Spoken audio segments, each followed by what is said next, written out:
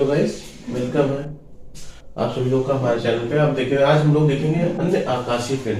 हम लोगों ने सूर्य देखा, सौर परिवार देखा और कुछ ग्रहों के बारे में देख लिया। अब हम अन्य आकाशीय पिंडों के बारे में देखेंगे।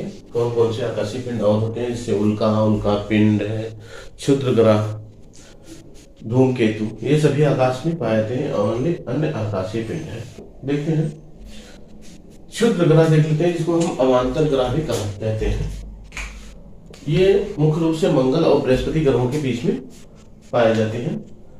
उनमें से जो सबसे बड़ा क्षुद्र ग्रह पाया गया है उसका नाम है सीरियस,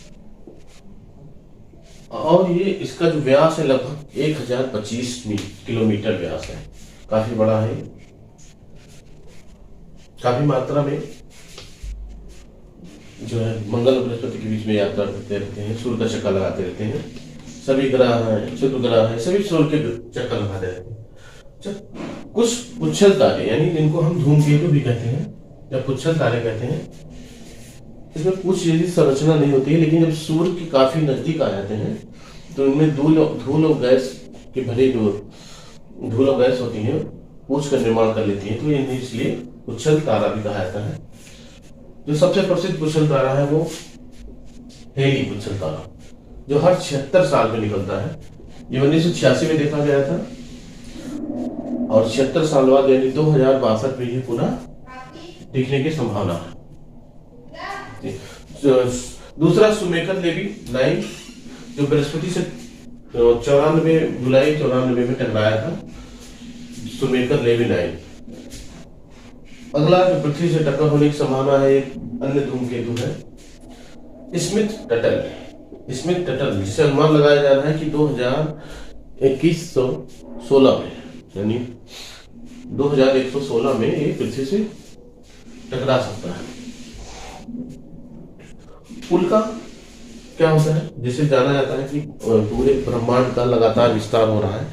डॉपलर प्रभाव के अनुसार ये माना गया है कि ब्रह्मांड का, यूनिवर्स का हमारे विस्तार हो रहा है। डॉपलर प्रभाव क्या होता है, एक जो सर्वेक्षक ऑब्जर्वर होता है, ऑब्जर्वर से कोई चीज, स्टार कोई है यानी तारा है कोई, दूर की तरफ भाग जा रहा है, अगर दूर जा रहा है तो लाल रंग, और अगर नजदीक आ रहा है कोई स्टार तो ये ब्लू लाइट का प्रभाव होता है। उल्का और उल्का पिंड क्या चीज होता है। अक्सर हम लोग देखते हैं तारे आकाश से गिरते हुए दिखाई पड़ते हैं, और लोग कहते हैं कि तारा टूट रहा है, टूटता तारा या शूटिंग स्टार जिसे कहा जाता है, शूटिंग स्टार। उल्कापात, जब कोई आकाशीय पिंड यानी उल्का पृथ्वी के गुरुत्वाकर्षण शक्ति के कारण पृथ्वी की तरफ आकर्षित होता है, तो पृथ्वी की तरफ आने लगता है। वो क्या होता है, धूल और गैसों का समूह होता है। तो पृथ्वी के गुरुत्वाकर्षण क्षेत्र में जब आता है तो पृथ्वी की जो खिंचता चला आता है, तो वो पृथ्वी की जब क्षेत्र में आता है तो जलने लगता है। और जो यही पिंड उल्का जल जाता है पूर्ण रूप से, तो उल्का कहलाता है। और जब ये पृथ्वी पर गिरता है तो उल्का पिंड कहलाता है। पृथ्वी पर गिरना ही उल्का पिंड कहलाता है। बड़े बड़े ये गड्ढे भी बना देते हैं, वो काफी नुकसान भी कभी कभी पहुंचाते हैं। आज तक का जो ज्ञात हुआ है, सबसे बड़ा जो उल्कापात हुआ था वो प्रागैतिहासिक कालक्रम में हुआ था, नामीबिया में। तारे के बारे में हम लोग देख लेते हैं थोड़ा महत्वपूर्ण। जो हमारे सौरमंडल का प्रसिद्ध तारा है, प्रमुख तारा है, सूर्य है, सभी जानते हैं। और कुछ और महत्वपूर्ण चीजें देखते हैं। पृथ्वी से दिखने वाला जो सबसे चमकीला तारा है वो है साइरस, या डॉग स्टार भी कहते हैं। इसके अन्य नाम व्याध और लुब्धक भी है, इसको बताया गया पहले। तो सबसे चमकीला तारा जो है सूर्य सबसे नजदीक है, जबकि सबसे पृथ्वी से हमारे दिखने वाला जो सबसे चमकीला तारा है वो है साइरस यानी डॉग स्टार। सूर्य से कम प्रकाश वाला तारा, ऐसा तारा जो सूर्य से कम प्रकाश होता है जिसमें, उसे हम बौना तारा कहते हैं यानी ड्वार्फ स्टार कहते हैं, जिसका प्रकाश हमारे सूर्य के प्रकाश से कम है। अगर सूर्य के प्रकाश से अधिक हो, हमारे सूर्य के प्रकाश से अधिक है किसी तारे का प्रकाश, तो उसे हम जिएंट स्टार कहते हैं, दानव तारा कहते हैं। जैसे सीरियस और अंटारिस, दो ऐसे तारे हैं जिन्हें हम जिएंट तारा या जिएंट स्टार कहते हैं। ब्लैक होल क्या होता है? कृष्ण विवर यानी ब्लैक होल क्या होता है? सूर्य से 3 गुना आकार के होते हैं ब्लैक होल। ब्लैक होल होते हैं सूर्य से 3 गुना तक होते हैं।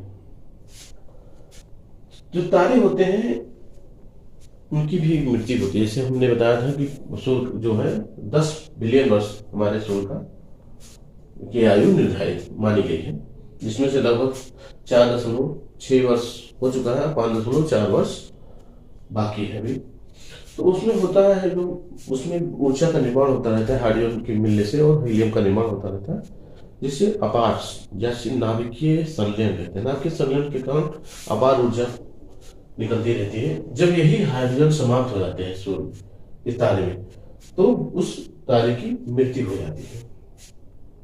हमारे सुब्रमण्यम चंद्रशेखर ने एक नियम दिया था कि यदि किसी भी तारे का द्रव्यमान हम सूर्य के द्रव्यमान से 1.4 गुना, सूर्य के द्रव्यमान से 1.4 गुना, जिसे चंद्रशेखर सीमा भी कहा जाता है, चंद्रशेखर जी के नाम पर ही चंद्रशेखर सीमा है।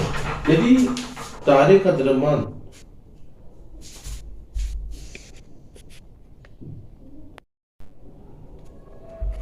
मित्रों, यदि किसी भी तारे का द्रव्यमान चंद्रशेखर सीमा से अधिक है, यानी सूर्य के द्रव्यमान के 1.4 गुना से अधिक है, तो उसमें 2 कंडीशन हो सकती है। उसमें नोवा विस्फोट हो सकता है, सुपरनोवा विस्फोट हो सकता है। नोवा विस्फोट होने के लिए जो तथ्य है महत्वपूर्ण, कि यदि उसकी चमक 10 से 20 मैग्नीटाइड है,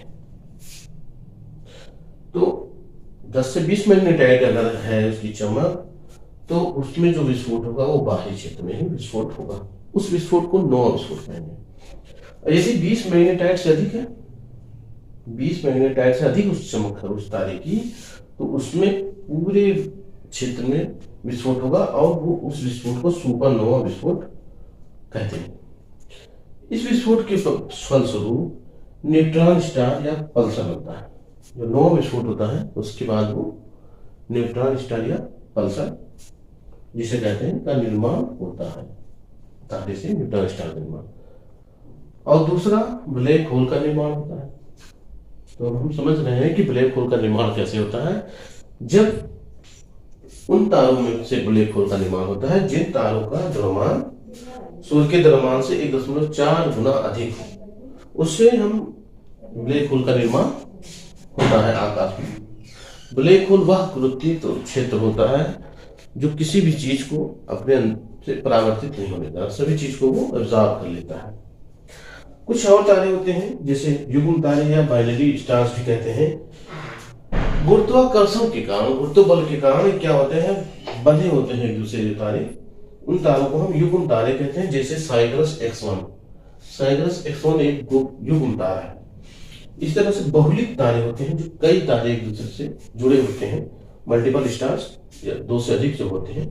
तो उन तारों के समूह को या निकाय को हम क्लस्टर कहते हैं। जैसे एग्जाम्पल है क्लस्टर। और इस तरह की संरचना को मल्टीपल स्टार्स कहते हैं।